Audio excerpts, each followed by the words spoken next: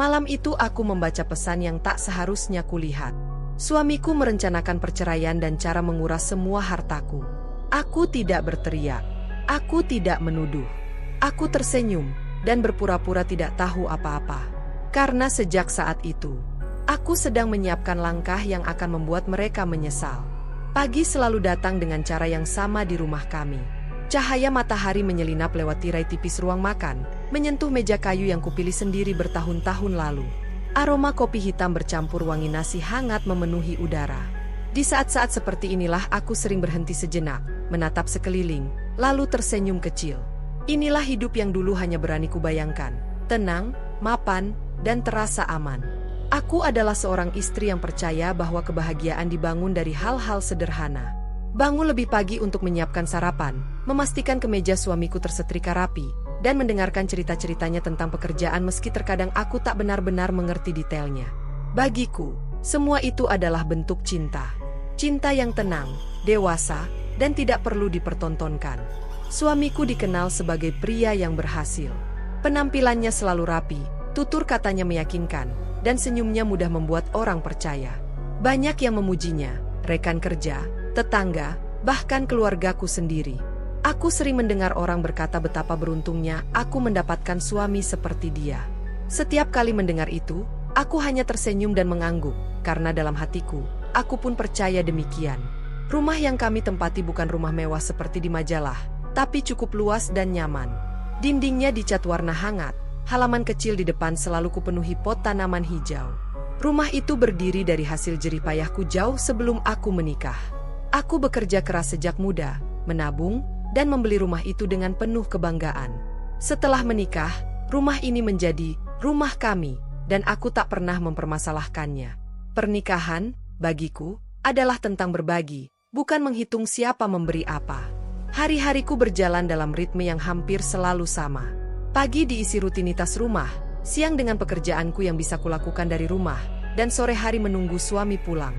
Kadang aku menyiapkan teh hangat, kadang hanya duduk menemaninya berbincang ringan. Kami tidak selalu membicarakan hal besar. Justru percakapan kecil tentang cuaca, makanan, atau rencana akhir pekan yang membuatku merasa dekat dengannya. Aku percaya, sepenuh-penuhnya percaya, bahwa pernikahan adalah tempat paling aman bagi seorang perempuan. Aku percaya pada komitmen, pada janji yang diucapkan di depan keluarga dan Tuhan. Aku percaya bahwa jika dua orang sudah menikah, maka mereka akan saling menjaga, bukan menjatuhkan. Kepercayaan itu hidup dalam diriku tanpa pernah kupertanyakan. Kadang aku melihat ke belakang, mengingat masa sebelum menikah. Aku bukan perempuan yang mudah percaya pada orang lain. Hidup mengajariku untuk mandiri, berhati-hati, dan tidak menggantungkan diri sepenuhnya pada siapapun. Namun entah bagaimana, setelah menikah, semua tembok pertahananku runtuh dengan sendirinya. Aku merasa tak perlu waspada lagi. Aku adalah istri. Aku aman. Hubunganku dengan keluarga suami terbilang baik. Ibu mertuaku sering datang berkunjung, duduk di ruang tamu sambil mengomentari tanaman atau masakanku. Meski kadang ucapannya terasa dingin, aku selalu berusaha memahaminya. Bagiku, menjaga keharmonisan keluarga adalah bagian dari tugasku sebagai istri. Aku belajar menelan hal-hal kecil yang membuat tidak nyaman, meyakinkan diri bahwa semua itu wajar dalam rumah tangga. Setiap malam sebelum tidur, aku sering berbaring sambil menatap langit-langit kamar. Mendengar napas suamiku yang teratur di sampingku membuatku merasa tenang. Ada rasa puas yang sulit dijelaskan, perasaan bahwa aku telah berada di tempat yang tepat, dengan orang yang tepat. Aku merasa hidupku sudah lengkap. Tidak sempurna, tapi cukup. Aku tidak pernah mencurigai apapun. Tidak pernah merasa perlu memeriksa ponselnya, mempertanyakan kepergiannya, atau menghitung ulang keuangan rumah tangga. Semua itu kuserahkan dengan penuh kepercayaan. Bukankah pernikahan seharusnya seperti itu? Bukankah cinta tumbuh dari rasa saling percaya? Di mata orang lain, aku mungkin terlihat terlalu polos, terlalu percaya. Tapi saat itu, aku tidak merasa demikian. Aku merasa dewasa. Aku merasa bijak. Aku merasa telah memilih jalan hidup yang benar. Aku tidak tahu bahwa kepercayaan yang kuberikan tanpa syarat itu sedang perlahan berubah menjadi celah. Aku tidak sadar bahwa rasa amanku justru membuatku lengah. Aku menjalani hari-hari dengan keyakinan penuh bahwa tidak ada apapun yang perlu kutakuti. Dan disitulah kesalahanku bermula. Saat itu, aku masih percaya bahwa hidup ini berpihak pada orang-orang yang setia. Aku masih yakin bahwa kebaikan tidak akan dibalas dengan keburukan. Aku masih percaya bahwa rumah tangga kami adalah tempat paling aman yang pernah kumiliki. Aku belum tahu bahwa semua ketenangan ini hanyalah permukaan. Bahwa di balik rutinitas yang terasa damai, ada sesuatu yang perlahan bergerak, menunggu waktu yang tepat untuk menghancurkan keyakinanku dari dalam. Dan aku masih tersenyum, tanpa tahu apapun. Perubahan tidak datang sebagai ledakan besar yang membuatku terkejut. Ia hadir pelan, hampir tak terasa, seperti udara dingin yang menyelinap di sela pintu tanpa suara. Awalnya aku mengira perasaanku saja yang terlalu peka.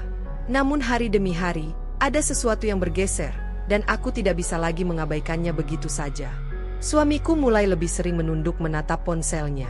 Jika dulu ia meletakkannya sembarangan di meja atau sofa, kini benda itu selalu berada di genggamannya. Bahkan saat kami duduk bersebelahan, ada jarak yang tak terlihat, jarak yang tercipta dari layar kecil di tangannya. Aku mencoba tidak memikirkannya. Bukankah zaman sekarang semua orang sibuk dengan ponsel? Aku meyakinkan diriku sendiri bahwa ini bukan masalah besar. Waktu pulangnya juga mulai berubah. Dulu, ia hampir selalu tiba sebelum matahari benar-benar tenggelam. Kini, jam dinding sering menunjukkan pukul 9 atau 10 malam saat pintu akhirnya terbuka. Alasannya terdengar masuk akal, rapat mendadak, pekerjaan menumpuk, atau urusan dengan rekan kerja. Aku mengangguk, menyuguhkan makan malam yang sudah dipanaskan berulang kali, sambil menyimpan rasa kecewa kecil yang tak berani kuucapkan. Hal-hal sepele yang dulu tak pernah dipermasalahkan kini sering menjadi bahan keluhannya. Masakan yang katanya kurang asin, rumah yang menurutnya terlalu berantakan meski aku merasa sudah membersihkannya dengan baik, atau nada suaraku yang dianggap terlalu datar.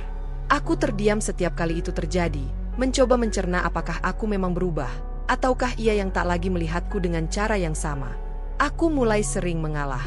Jika ia menghela napas panjang, aku buru-buru meminta maaf. Jika ia tampak kesal, aku berusaha menjadi lebih diam. Aku percaya, rumah tangga memang penuh penyesuaian. Mungkin ini hanya fase lelah, pikirku. Mungkin aku hanya perlu lebih sabar. Namun perubahan tidak hanya datang darinya. Ibu mertuaku, yang dulu setidaknya masih berbasa-basi ramah, kini terasa berbeda. Tatapannya sering datar. Senyumnya jarang muncul. Kalimat-kalimatnya terdengar seperti nasihat, tapi menusuk. Ia mulai sering membandingkanku dengan perempuan lain, entah tetangga, entah saudara jauh, yang katanya lebih cekatan, lebih penurut, lebih pantas. Aku mendengarkan semua itu dengan kepala tertunduk. Aku mencoba tersenyum, mencoba memahami. Dalam hatiku, aku berkata bahwa mungkin beliau hanya khawatir pada putranya. Aku menolak menganggapnya sebagai serangan. Aku menolak melihatnya sebagai tanda bahaya. Ada hari-hari ketika aku duduk sendirian di ruang tamu, memandangi sudut-sudut rumah yang dulu membuatku bangga. Kini, rumah itu terasa lebih sunyi, meski penghuninya tetap sama. Aku mulai bertanya pada diriku sendiri, pelan-pelan, tanpa berani menjawabnya dengan jujur. Apakah aku masih berada di tempat yang sama seperti dulu? Namun setiap kali pertanyaan itu muncul, aku segera menyingkirkannya. Aku tidak ingin menjadi istri yang penuh curiga. Aku tidak ingin menjadi perempuan yang selalu mencari-cari kesalahan. Aku memilih percaya, karena bagiku, cinta selalu menuntut kepercayaan. Aku masih menyiapkan sarapan seperti biasa. Masih menanyakan kabarnya meski jawabannya singkat.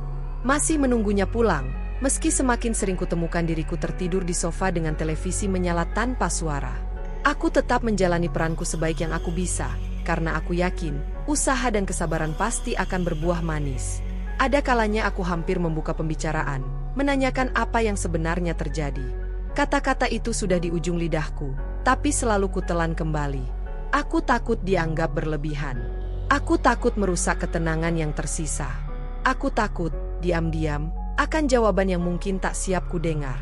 Aku memilih diam, bukan karena aku tak merasakan apa-apa, melainkan karena aku terlalu ingin percaya bahwa semua ini akan berlalu. Bahwa suatu hari ia akan kembali seperti dulu. Bahwa nada dingin akan mencair, tatapan asing akan kembali hangat, dan rumah ini akan kembali terasa utuh. Aku menamai semua keganjilan ini sebagai hal kecil. Aku menyebutnya kelelahan, tekanan pekerjaan, atau sekadar perbedaan suasana hati. Aku menolak menyebutnya luka, apalagi retakan. Karena mengakui adanya retak berarti mengakui bahwa sesuatu sedang runtuh. dan aku belum siap menerima kenyataan itu. Aku masih tersenyum, meski kini senyum itu lebih sering kupakai untuk menenangkan diriku sendiri. Aku masih bertahan pada keyakinan lama, bahwa cinta cukup kuat untuk menutup semua celah. Aku belum tahu bahwa retakan yang kusebut hal kecil itu sedang perlahan melebar, menunggu satu momen saja untuk menunjukkan bentuk aslinya. Dan saat itu tiba, aku tak lagi bisa berpura-pura tidak melihatnya.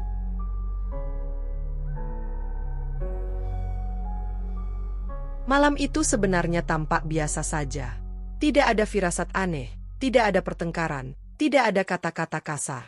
Hanya malam yang sunyi, hujan tipis di luar jendela, dan suara jam dinding yang terdengar lebih jelas dari biasanya. Suamiku tertidur lebih awal, punggungnya menghadap ke arahku, napasnya teratur seperti orang yang tak menyimpan beban apapun di kepalanya. Aku sendiri belum mengantuk. Pekerjaan belum selesai. Pikiranku masih penuh oleh hal-hal kecil yang beberapa minggu terakhir mengusik tanpa alasan jelas. Ponselnya tergeletak di atas meja kecil di samping tempat tidur. Layarnya menyala pelan, menampilkan notifikasi yang terus muncul lalu menghilang. Aku tidak berniat membukanya. Sama sekali tidak. Selama ini, aku selalu menjaga batas itu. Privasi adalah bagian dari kepercayaan. Namun entah mengapa malam itu, tanganku bergerak lebih cepat dari pikiranku sendiri. Mungkin karena cahaya layar itu terlalu mencolok di tengah gelap. Mungkin karena rasa gelisah yang tak kunjung reda. Aku hanya berniat mematikan notifikasi agar tidak mengganggu tidurnya. Namun begitu layar terbuka, mataku langsung tertumbuk pada satu nama yang tidak asing, tetapi tidak pernah benar-benar hadir dalam hidupku. Percakapan itu masih terbuka. Baris demi baris pesan terpampang jelas, tanpa perlu aku menggulir terlalu jauh. Dadaku mendadak terasa sempit. Seolah udara di kamar itu menghilang begitu saja. Aku membaca, dan setiap kata terasa seperti pukulan. Pesan-pesan itu bukan sekadar obrolan biasa. Tidak ada basa-basi hangat atau candaan ringan. Yang ada adalah rencana terstruktur, dingin, tentang waktu yang tepat untuk mengajukan cerai, tentang bagaimana aset harus dipindahkan lebih dulu agar aman, tentang caranya membuatku terlihat sebagai pihak yang lemah dan tidak punya banyak pilihan. Namaku disebut di sana, bukan sebagai istri, bukan sebagai pasangan hidup, tapi sebagai beban. Tanganku mulai gemetar. Aku menutup mulutku dengan cepat, takut suara isak keluar dan membangunkannya. Aku membaca ulang, berharap mataku keliru, berharap ada kalimat yang bisa kutafsirkan berbeda. Namun tidak. Semakin kubaca, semakin jelas bahwa ini bukan kesalahpahaman. Ini bukan emosi sesaat. Ini adalah rencana matang yang sudah lama dipikirkan.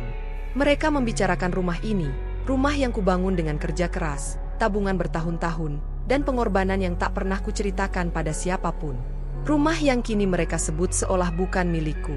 Ada pembahasan tentang rekening, tentang dokumen, tentang bagaimana semuanya bisa diurus sebelum aku menyadari apa yang terjadi. Aku merasa mual. Kepalaku berdenyut. Dunia yang kukenal runtuh dalam hitungan menit. Aku melirik ke arah suamiku yang masih tertidur lelap. Wajahnya tenang, sama seperti setiap malam. Wajah yang sama yang pagi hari tadi tersenyum tipis saat aku menyodorkan kopi. Wajah yang sama yang selama ini kupercaya tanpa ragu.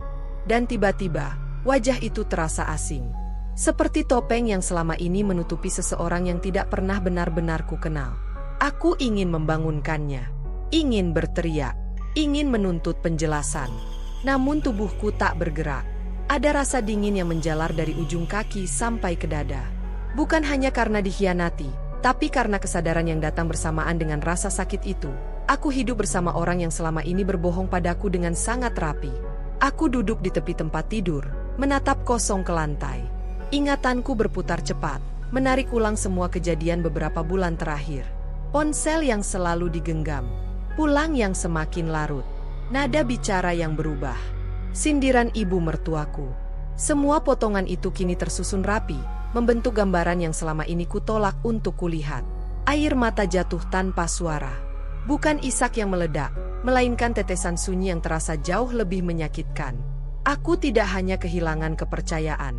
Aku kehilangan rasa aman yang selama ini kuanggap pasti. Aku merasa bodoh. Terlalu percaya, terlalu yakin bahwa niat baik akan selalu dibalas dengan hal yang sama. Malam itu terasa sangat panjang. Aku tidak tidur. Aku hanya duduk, memeluk diriku sendiri, mencoba memahami bagaimana hidupku bisa berubah sedrastis ini dalam satu malam. Ada amarah yang ingin keluar, ada ketakutan yang menekan, ada rasa hancur yang sulit dijelaskan dengan kata-kata. Namun di balik semua itu, ada satu hal yang perlahan tumbuh, kesadaran pahit bahwa aku tidak bisa lagi menjadi perempuan yang sama seperti kemarin. Kepercayaan yang kuberikan sepenuh hati telah digunakan untuk menyusun rencana menghancurkanku. Dan aku tahu, setelah malam ini, cara pandangku terhadap suamiku tidak akan pernah sama lagi. Saat fajar mulai menyingsing, aku masih terjaga. Suamiku bergerak, membuka mata, lalu menatapku sejenak seolah tidak ada apa-apa. Ia tersenyum kecil dan bertanya kenapa aku belum tidur. Aku membalas senyum itu, senyum yang mungkin paling sulit yang pernah kulakukan. Karena sejak malam itu, aku tahu satu hal dengan pasti. Aku tidak lagi hidup bersama suami yang kucintai, melainkan bersama orang asing yang sedang menunggu saat yang tepat untuk menjatuhkanku. Pagi datang tanpa warna. Aku menjalani rutinitas seperti biasa, menyeduh kopi, membuka jendela, merapikan tempat tidur, namun semua gerakanku terasa mekanis, seolah tubuhku bergerak sendiri tanpa melibatkan perasaan. Suamiku berbicara kepadaku seperti biasa, menanyakan hal-hal ringan, bahkan sempat tersenyum kecil. Aku menjawab seperlunya. Setiap kata yang keluar dari mulutnya kini terdengar seperti sandiwara yang sudah kuhafal naskahnya. Begitu pintu tertutup di belakangnya dan rumah kembali sunyi, kakiku melemas. Aku duduk di lantai ruang tamu, punggung bersandar ke sofa, dan untuk pertama kalinya sejak malam itu, aku membiarkan diriku benar-benar menangis. Tangisku tidak meledak-ledak. Ia keluar perlahan, tertahan, seperti air yang mengalir dari retakan kecil. Aku menangis sampai dadaku sesak, sampai napasku terasa pendek, sampai mataku perih. Namun anehnya, setelah air mata itu mengalir begitu banyak, hatiku tetap terasa berat. Tidak ada rasa lega. Tidak ada kelegaan yang biasanya datang setelah menangis. Yang ada hanya kekosongan, seperti lubang besar yang tak bisa diisi apapun. Aku mulai mengingat ulang hidupku, bukan hanya beberapa bulan terakhir, tapi bertahun-tahun ke belakang. Semua pengorbanan yang kulakukan demi pernikahan ini. Uang yang kutanamkan tanpa hitung-hitungan. Waktu yang kuberikan tanpa keluhan. Kepercayaan yang kuserahkan tanpa syarat. Aku mengingat bagaimana aku memilih mengalah, memilih diam, memilih percaya, berkali-kali. Aku mengingat rumah ini. Setiap sudutnya menyimpan cerita tentang kerja kerasku. Tentang malam-malam panjang saat aku menahan lelah demi menabung. Tentang mimpi sederhana untuk memiliki tempat pulang yang aman. Dan kini, rumah itu sedang dibicarakan orang lain seolah aku hanya numpang hidup di dalamnya. Dadaku kembali sesak. Bukan hanya karena sakit hati, tetapi karena rasa kehilangan yang belum sepenuhnya terjadi, namun bayangannya sudah menghantuiku. Aku membayangkan diriku diusir dari hidup yang kubangun sendiri. Dibuat tak berdaya oleh orang yang seharusnya melindungiku. Untuk pertama kalinya, aku bertanya pada diriku sendiri dengan jujur, sampai kapan aku akan menjadi perempuan yang hanya berharap? Berharap ia berubah. Berharap cinta cukup untuk menyelamatkanku. Berharap semua akan membaik jika aku terus bersabar. Jawabannya datang pelan, tapi tegas. Jika aku terus seperti ini, aku akan kehilangan segalanya. Kesadaran itu tidak datang sebagai keberanian, melainkan sebagai ketakutan yang sangat nyata. Ketakutan akan masa depan yang kosong. Ketakutan menjadi perempuan yang ditinggalkan tanpa apa-apa. Ketakutan bahwa semua pengorbananku akan dihapus begitu saja, seolah tidak pernah berarti. Aku bangkit dari lantai dan berdiri di depan cermin. Wajah yang menatap balik tampak lelah, matanya sembab, namun ada sesuatu yang berbeda. Untuk pertama kalinya, aku melihat diriku bukan sebagai istri yang harus bertahan demi pernikahan, melainkan sebagai perempuan yang harus bertahan demi dirinya sendiri. Aku menyadari satu hal yang selama ini luput. Cinta yang tidak melindungi bukanlah tempat untuk berlindung. Dan pernikahan yang membuatku harus mengorbankan diriku sendiri bukanlah rumah yang aman. Hari itu, aku berhenti berharap pada cinta yang sudah jelas mengkhianatiku. Bukan berarti perasaanku langsung mati. Tidak. Masih ada sakit, masih ada rindu pada sosok yang dulu ku percaya. Namun aku tahu, aku tidak bisa membiarkan perasaan itu membutakanku lagi. Aku mulai berpikir dengan cara yang berbeda. Bukan lagi tentang bagaimana menyelamatkan pernikahan, melainkan bagaimana menyelamatkan diriku sendiri. Bagaimana memastikan aku tidak jatuh tanpa pegangan. Bagaimana agar aku tidak keluar dari hidup ini sebagai pihak yang kalah tanpa perlawanan. Aku belum menyusun rencana apapun hari itu. Aku belum tahu harus mulai dari mana. Namun satu keputusan sudah tertanam kuat di dalam hatiku. Aku tidak akan menjadi istri polos yang mudah dijatuhkan. Aku tidak akan lagi menyerahkan segalanya hanya karena percaya. Air mataku memang sudah hampir habis. Tapi bukan karena aku sudah selesai merasa sakit. Melainkan karena di balik rasa hancur itu, sesuatu yang lain mulai tumbuh. Bukan kemarahan yang membabi buta, melainkan kesadaran dingin bahwa aku harus berdiri di atas kakiku sendiri.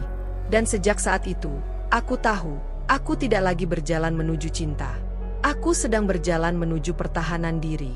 Sejak pagi itu, aku kembali memainkan peranku dengan sangat rapi. Aku bangun lebih awal, menyiapkan sarapan, menyetrika kemeja suamiku, dan menanyakan rencananya hari itu dengan nada selembut biasanya.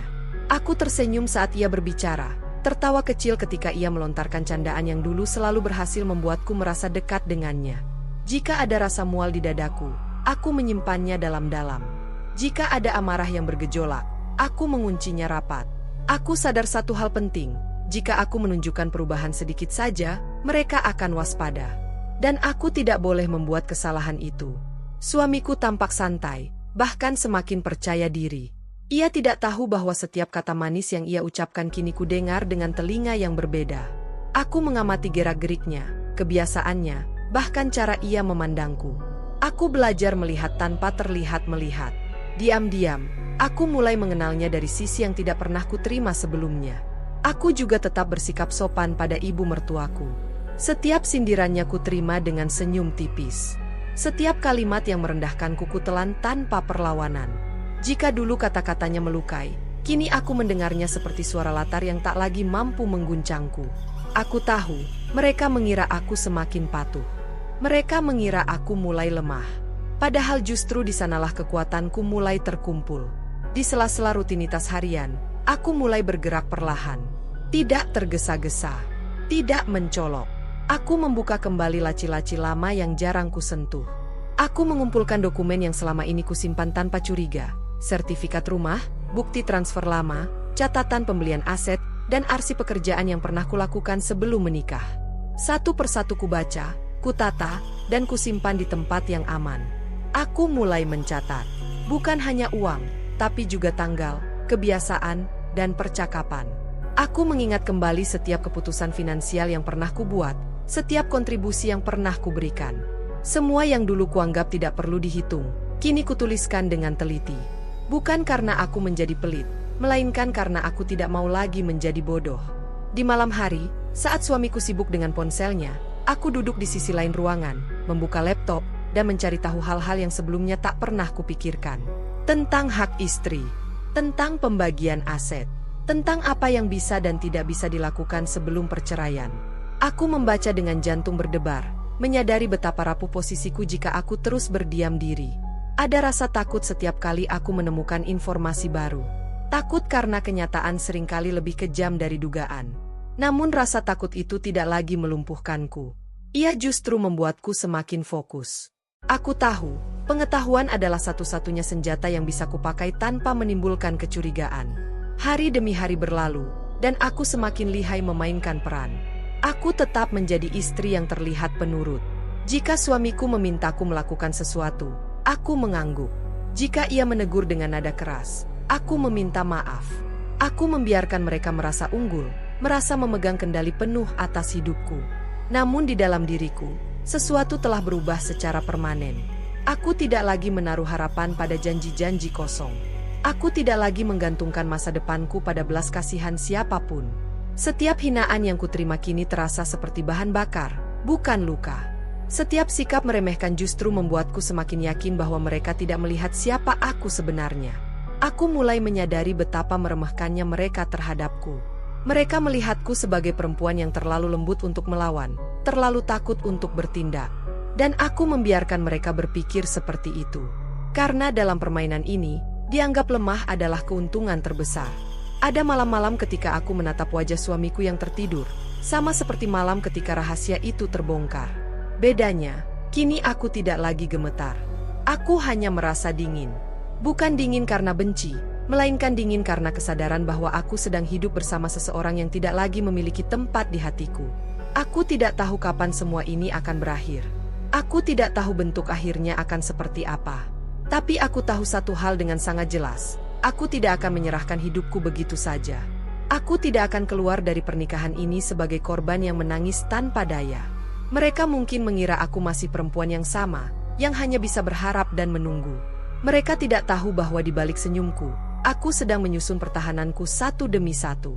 Dan ketika saatnya tiba, topeng yang kupakai hari ini akan menjadi alasan mengapa mereka tidak pernah melihat kejatuhan mereka sendiri.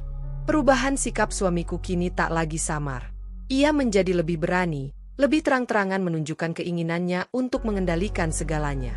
Jika dulu ia masih berbasa-basi saat membicarakan uang, kini ia mulai memberi perintah. Nada suaranya tegas, seolah semua keputusan memang sudah seharusnya berada di tangannya. Aku mendengarkan dengan kepala sedikit tertunduk, memainkan peranku dengan sempurna. Ia mulai mengatur pengeluaran rumah secara detail. Uang belanja diperkecil, kebutuhan dipertanyakan, bahkan pengeluaran pribadiku mulai dipantau. Ia bertanya untuk apa aku membeli ini dan itu, seolah aku harus mempertanggungjawabkan setiap rupiah yang keluar. Aku mengangguk, meminta maaf, dan berjanji akan lebih hemat. Dalam hatiku, aku mencatat setiap perubahan itu dengan teliti. Tak lama kemudian, ia membawa pulang beberapa dokumen. Katanya hanya formalitas, hanya pengaturan administrasi agar keuangan kami lebih rapi. Ia menyodorkan kertas-kertas itu dengan wajah tenang, senyum tipis yang dulu selalu berhasil menenangkanku. Tangannya menunjuk tempat tanda tangan, suaranya terdengar santai, hampir meremehkan. Jantungku berdegup lebih kencang, namun wajahku tetap datar. Aku membaca sekilas, berpura-pura bingung, lalu bertanya dengan nada polos. Ia menjelaskan singkat, terlalu singkat untuk sesuatu yang menyangkut masa depan. Ada bagian yang terasa janggal, ada istilah yang sengaja dipersulit. Aku mengatakan ingin memahaminya pelan-pelan. Ia mendesah, jelas tak sabar, tapi akhirnya mengangguk. Di saat itulah aku tahu, mereka mulai terburu-buru. Ibu mertuaku pun semakin sering datang. Kali ini bukan hanya dengan sindiran halus, melainkan dengan kalimat yang lebih tajam. Ia bicara tentang kewajiban istri, tentang bagaimana seorang perempuan seharusnya patuh pada keputusan suami. Ia menyinggung soal harta, tentang bagaimana semuanya akan lebih aman jika dipegang oleh pihak yang lebih mengerti. Aku mendengarkannya dengan senyum tipis. Dalam hatiku, aku hampir tertawa pahit. Mereka tidak lagi berusaha menyembunyikan niatnya. Keserakahan membuat mereka ceroboh. Tekanan datang dari dua arah, namun aku tidak goyah. Justru semakin jelas arah mereka, semakin tenang aku di dalam. Aku menyadari bahwa kesombongan adalah kelemahan terbesar mereka. Mereka merasa terlalu pintar, terlalu berkuasa, terlalu yakin bahwa aku tidak akan berbuat apa-apa. Dan keyakinan itulah yang membuka celah demi celah. Aku mulai memperlambat segalanya. Setiap kali diminta menandatangani sesuatu, aku selalu punya alasan, perlu membaca ulang, perlu waktu, kepala sedang pusing. Aku berpura-pura ragu, berpura-pura tidak mengerti. Mereka mengira aku hanya takut, padahal aku sedang menunggu momen yang tepat. Di balik layar, aku semakin aktif. Catatanku semakin lengkap. Dokumen yang mereka sodorkan kucocokkan dengan arsip yang kumiliki. Setiap percakapan penting kuingat baik-baik. Aku bahkan mulai menyadari pola, kapan mereka menekan, kapan mereka berpura-pura lembut, dan kapan mereka mencoba menakut-nakutiku. Ada satu malam ketika suamiku kehilangan kesabaran. Ia meninggikan suara, menuduhku tidak percaya padanya. Kata-katanya menusuk, namun aku tetap diam. Aku menunduk, membiarkannya merasa menang. Dalam kepalanya, mungkin ia melihat seorang istri yang mulai patah. Padahal saat itu, aku justru semakin yakin. Aku melihat bagaimana ia tergesa-gesa. Bagaimana ibu mertuaku mulai ikut campur terlalu dalam. Bagaimana mereka lupa satu hal penting, bahwa semua yang kulakukan selama ini tidak pernah dicatat, bukan berarti tidak ada. Mereka mengira aku tidak tahu apa-apa, tidak paham apa-apa, dan itulah kesalahan terbesar mereka. Ketakutanku perlahan berubah bentuk. Ia tidak lagi menjadi rasa panik yang membuatku ingin menangis, melainkan kewaspadaan yang tajam. Aku belajar menunggu, belajar menahan diri, belajar menggunakan diam sebagai senjata. Setiap malam, aku kembali memeriksa semua yang kumiliki. Aku menata rencana di kepalaku, menghubungkan satu titik dengan titik lainnya. Rencana itu belum sepenuhnya sempurna, namun arahnya sudah jelas. Aku tidak lagi berjalan tanpa tujuan. Aku sedang menuju sesuatu yang pasti. Keserakahan mereka membuat mereka lupa berhati-hati. Mereka lupa bahwa orang yang terlalu lama diremehkan bisa menjadi pengamat yang paling teliti. Dan aku, yang selama ini mereka anggap lemah, justru melihat segalanya dengan sangat jelas. Aku tahu, permainan ini belum mencapai puncaknya.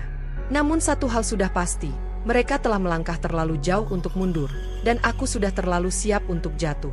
Dari keserakahan merekalah, rencanaku menemukan bentuknya yang paling matang. Dari keserakahan merekalah, rencanaku menemukan bentuknya yang paling matang, dan sejak saat itu setiap langkah kecil yang kuambil tidak lagi sekadar bertahan, melainkan mulai menyerang tanpa terlihat. Aku bergerak dengan sangat pelan, hampir tak terdeteksi. Tidak ada perubahan sikap yang mencolok, tidak ada keberanian mendadak yang bisa menimbulkan kecurigaan. Aku tetap menjadi istri yang mereka kenal, diam, menurut, dan seolah tak memiliki pendapat. Namun di balik ketenangan itu, aku mengatur segalanya dengan presisi yang belum pernah kulakukan sebelumnya. Dokumen-dokumen penting yang selama ini kusembunyikan kini tersimpan rapi di tempat yang tak mungkin mereka jangkau. Aku membuat salinan, menyusunnya berdasarkan waktu dan kejadian.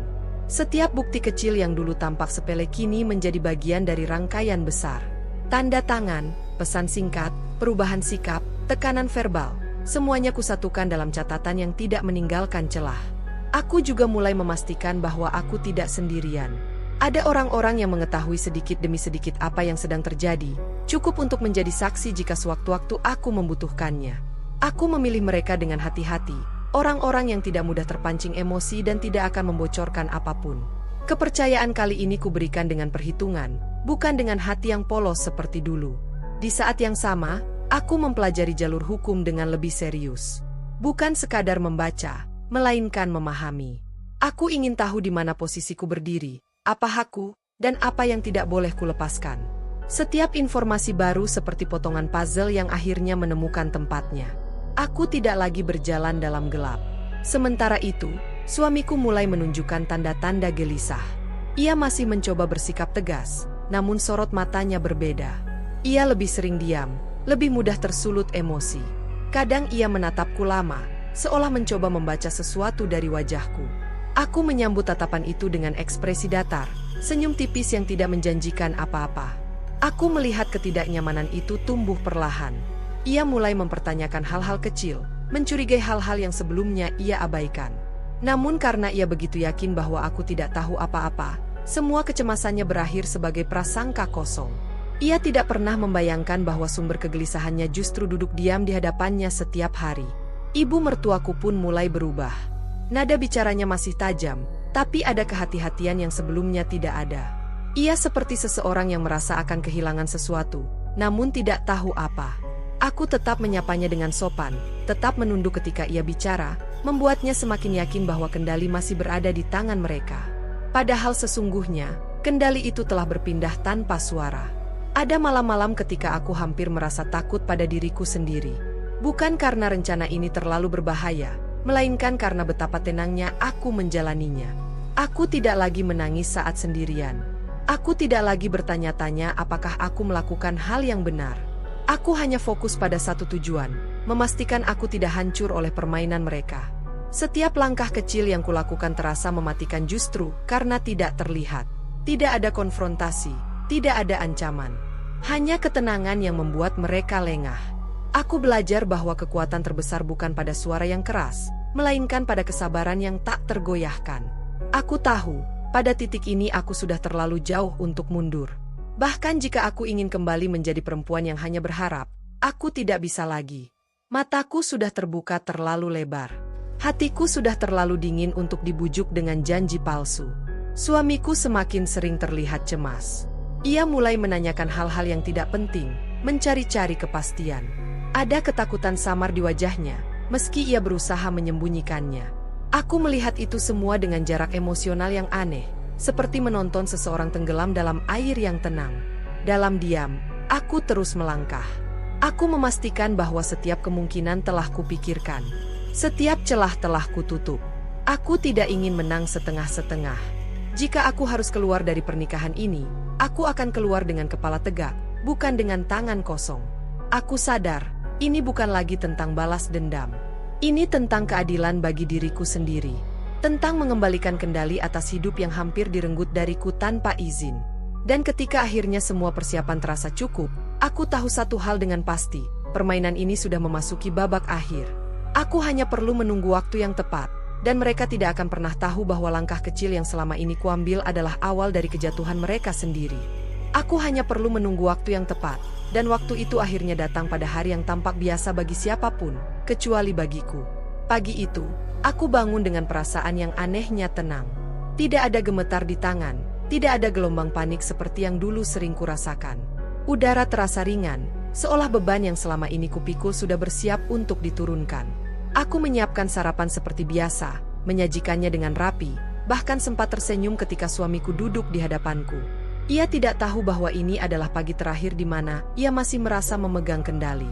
Hari itu telah kupilih dengan perhitungan matang. Semua sudah siap. Tidak ada langkah yang terburu-buru, tidak ada ruang untuk kesalahan.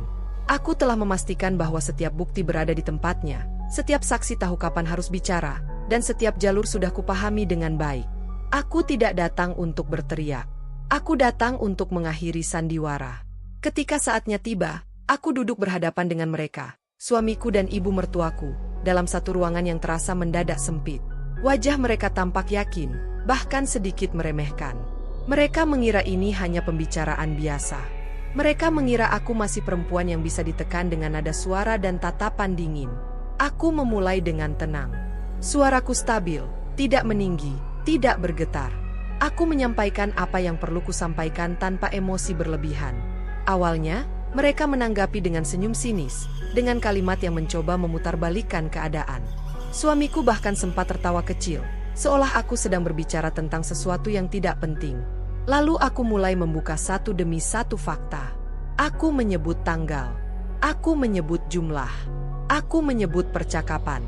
Aku menyebut rencana yang mereka kira hanya diketahui oleh segelintir orang. Senyum itu perlahan menghilang. Alis yang tadinya terangkat penuh percaya diri kini berkerut. Suamiku mulai duduk gelisah. Ibu mertuaku terdiam lebih lama dari biasanya. Aku tidak berhenti. Aku mengeluarkan bukti-bukti yang selama ini mereka kira aman. Dokumen yang mereka pikir sudah berada di tangan mereka sepenuhnya. Catatan yang mereka anggap tidak pernah kubuat. Setiap lembar kertas terasa seperti palu yang menghantam keyakinan mereka sendiri. Ruangan itu berubah hening, bukan karena mereka menghormati, tetapi karena mereka kehilangan kata-kata. Untuk pertama kalinya, aku melihat kepanikan di mata suamiku. Bukan marah, bukan sombong, melainkan takut. Takut karena ia sadar permainan ini tidak lagi berpihak padanya. Ia mencoba memotong pembicaraanku, mencoba menyangkal, namun suaranya terdengar kosong. Setiap sangkalan justru memperlihatkan betapa rapuh posisinya. Ibu mertuaku yang biasanya lantang kini terdiam. Wajahnya memucat, bibirnya bergetar, namun tidak ada satu kalimat pun yang keluar. Perempuan yang selama ini merasa paling tahu segalanya itu akhirnya dihadapkan pada kenyataan bahwa rencananya runtuh tanpa perlawanan. Aku menatap mereka bergantian. Tidak ada rasa puas yang berlebihan, tidak ada keinginan untuk menghina. Yang ada hanyalah kelegaan yang dalam. Aku tidak lagi berdiri sebagai istri yang dipermainkan, melainkan sebagai perempuan yang mengambil kembali kendali atas hidupnya sendiri. Semua topeng itu jatuh di hadapanku. Suami yang selama ini tampil sebagai pria mapan dan penuh wibawa kini terlihat kecil. Ibu mertua yang merasa memiliki kuasa kini kehilangan pijakan. Orang-orang yang dulu meremehkanku tidak lagi bisa berkata apa-apa. Aku menyelesaikan ucapanku dengan kalimat sederhana, tanpa ancaman, tanpa emosi. Kalimat yang menegaskan bahwa aku tahu segalanya, dan aku tidak akan membiarkan diriku dihancurkan dalam diam. Tidak ada teriakan, tidak ada drama. Justru ketenangan itulah yang membuat mereka benar-benar runtuh. Saat aku berdiri dan melangkah pergi, kakiku terasa ringan. Di belakangku, tidak ada yang mencoba menghentikan. Tidak ada yang berani memanggil namaku. Ketakutan telah mengambil alih ruangan itu sepenuhnya. Untuk pertama kalinya sejak semua ini dimulai, aku tidak merasa kecil. Aku tidak merasa kalah. Aku tidak merasa menjadi korban. Aku merasa utuh. Hari itu, bukan hanya rencana mereka yang terbongkar. Hari itu, aku berdiri di atas puing-puing kebohongan mereka, dan untuk pertama kalinya, akulah yang menentukan akhir cerita ini. Hari itu, bukan hanya rencana mereka yang terbongkar, tetapi juga lembar terakhir dari hidup yang selama ini kupaksakan untuk tetap utuh. Aku melangkah keluar dengan langkah yang tenang. Tidak ada pintu yang kubanting, tidak ada kata kasar yang kulemparkan ke belakang. Aku bahkan tidak menoleh. Bukan karena aku takut melihat mereka, melainkan karena aku tidak lagi membutuhkan pengakuan, permintaan maaf, atau penjelasan apapun. Semua yang perlu ku ketahui sudah jelas sejak lama. Di luar ruangan itu, udara terasa berbeda. Lebih ringan, lebih jujur. Seolah dunia akhirnya berhenti menipuku. Aku menarik napas dalam-dalam, merasakan sesuatu yang lama hilang kembali ke dadaku. Ketenangan. Bukan ketenangan karena segalanya baik-baik saja, tetapi ketenangan karena aku akhirnya memilih diriku sendiri. Proses setelah itu tidak mudah, namun tidak lagi menakutkan. Ada hari-hari ketika kesunyian terasa menyakitkan, ketika ingatan tentang masa lalu datang tanpa diundang. Ada malam-malam ketika aku bertanya pada diriku sendiri, apakah semua ini sepadan? Tapi setiap kali keraguan muncul, aku mengingat kembali perempuan yang dulu duduk di lantai ruang tamu, menangis tanpa tahu harus kemana. Dan aku tahu, aku tidak ingin kembali menjadi dia. Aku tidak membalas dengan kebencian. Aku tidak menghancurkan mereka dengan kata-kata. Aku tidak menjadikan diriku korban yang berteriak meminta keadilan dengan cara yang kasar. Aku memilih jalan yang lebih sunyi, tapi jauh lebih kuat. Aku membiarkan kebenaran berdiri sendiri, tanpa perlu kuteriakan. Harga diriku tetap utuh. Itu hal paling berharga yang kuselamatkan. Aku kembali menata hidupku dengan perlahan. Rumah yang dulu terasa asing kini kembali menjadi milikku, bukan hanya secara hukum, tetapi juga secara emosional.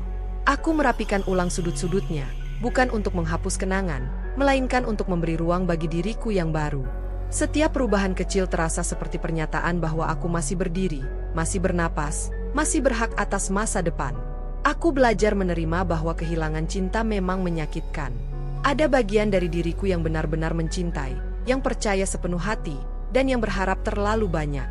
Kehilangan itu nyata, dan aku tidak menyangkalnya. Tapi ada satu kehilangan yang jauh lebih menakutkan, kehilangan diriku sendiri.